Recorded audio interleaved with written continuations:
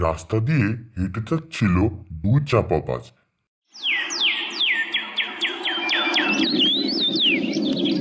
কিরে কেলটু, এত সকাল সকাল কোথায় যাচ্ছিস?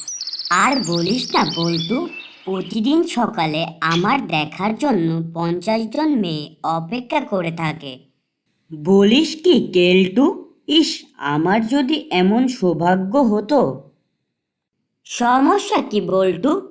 তুইও আমার মতন মেয়েদের বাসের ড্রাইভার হয়ে যা। এই কথা শুনে বল্টুও চাপা মারতে শুরু করে দিল। জানিস কেলটু, কাল রাতে আমাদের বাড়ির উপর দিয়ে প্রচণ্ড ঝড় গেছে। কি বলিস বল্টু? বাড়ির কোনো ক্ষতি হয়েছে? আর বুঝবো কি করে কেলটু, বাড়ি তো ঝড়ে উড়ে গেছে। বন্ধুরা, দুই চাপাবাজি কেমন লাগলো অবশ্যই কমেন্ট করে জানিও। আর আমার পেজটিতে ফলো দিতে ভুলো না।